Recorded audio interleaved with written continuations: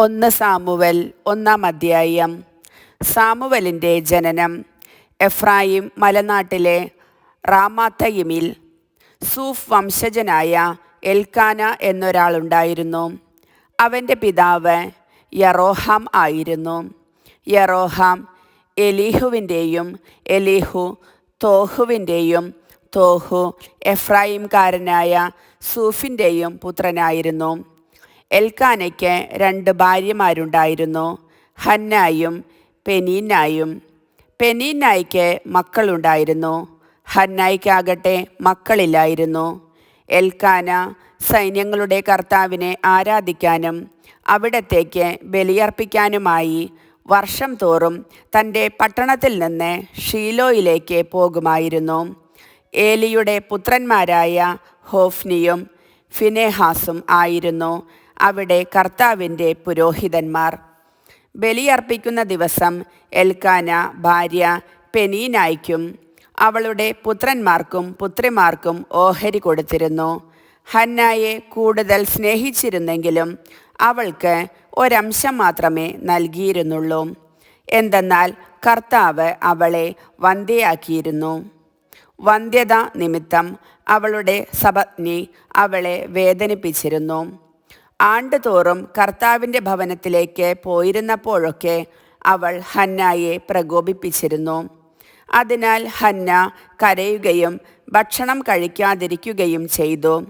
ഭർത്താവായ എൽക്കാന അവളോട് ചോദിച്ചു, ഹന്ന, എന്തിനാണ് നീ കരയുകയും ഭക്ഷിക്കാതിരിക്കുകയും ചെയ്യുന്നത്?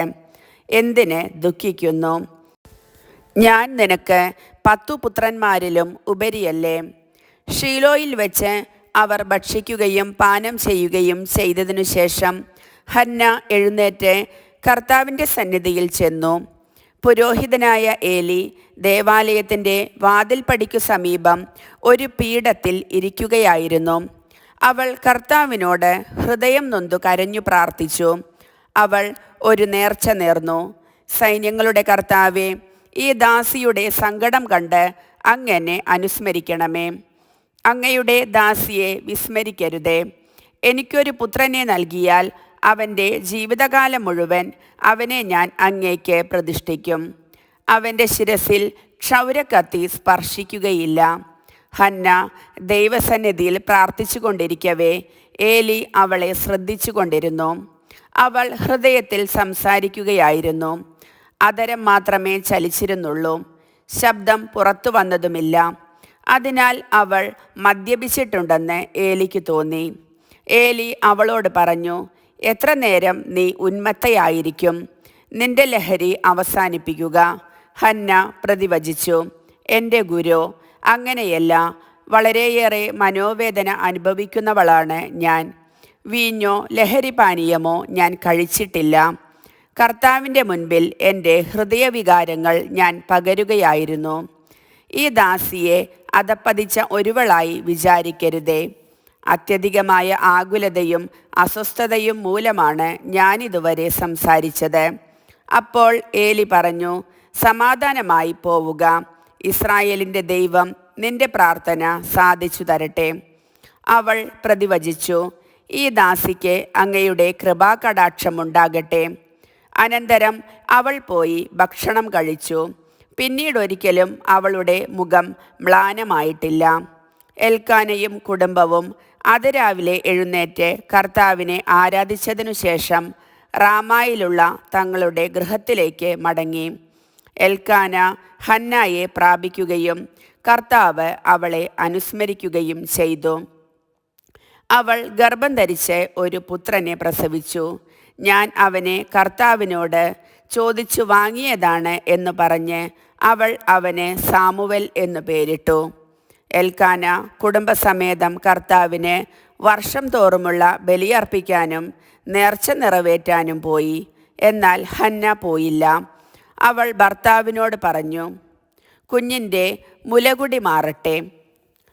അവൻ കർത്തൃസന്നിധിയിൽ പ്രവേശിച്ച് എന്നേക്കും അവിടെ വസിക്കുന്നതിന് അപ്പോൾ കൊണ്ടുവന്നുകൊള്ളാം. എൽക്കാന അവളോട് പറഞ്ഞു, നിന്റെ യുക്തം പോലെ ചെയ്തു കൊള്ളുക. അവൻ്റെ മുലകുടി മാറട്ടെ. കർത്താവിനോടുള്ള വാക്ക് നിറവേറ്റിയാൽ മതി. അങ്ങനെ അവൾ കുഞ്ഞിൻ്റെ മുലകുടി മാറുന്നതുവരെ വീട്ടിൽ താമസിച്ചു. പിന്നീട് 3 വയസ്സുള്ള ഒരു കാളക്കുട്ടി, ഒരു ഏഫാ മാവ്, ഒരു കുടം വീഞ്ഞ് എന്നിവയോടുകൂടെ അവൾ അവനെ ഷീലോയിൽ കർത്താവിൻ്റെ ആലയത്തിലേക്ക് കൊണ്ടുവന്നു. സാമുവൽ അപ്പോൾ ബാലനായിരുന്നു. അവർ കാളക്കുട്ടിയെ ബലിയർപ്പിച്ചു. അനന്തരം ശിശുവിനെ ഏലിയുടെ അടുക്കൽ കൊണ്ടുവന്നു. അവൾ പറഞ്ഞു, ഗുരു, ഇവിടെ അങ്ങയുടെ മുൻപിൽ നിന്ന് കർത്താവിനോട് പ്രാർത്ഥിച്ച സ്ത്രീ തന്നെയാണ് ഞാൻ. ഈ കുഞ്ഞിനു വേണ്ടിയാണ് ഞാൻ പ്രാർത്ഥിച്ചത്. എൻ്റെ പ്രാർത്ഥന കർത്താവ് കേട്ടു. ആകയാൽ ഞാൻ അവനെ കർത്താവിന് സമർപ്പിച്ചിരിക്കുന്നു. ആജീവനാന്തം അവൻ കർത്താവിനുള്ളവനായിരിക്കും. അവർ കർത്താവിനെ ആരാധിച്ചു. കർത്താവിൻ്റെ വചനം.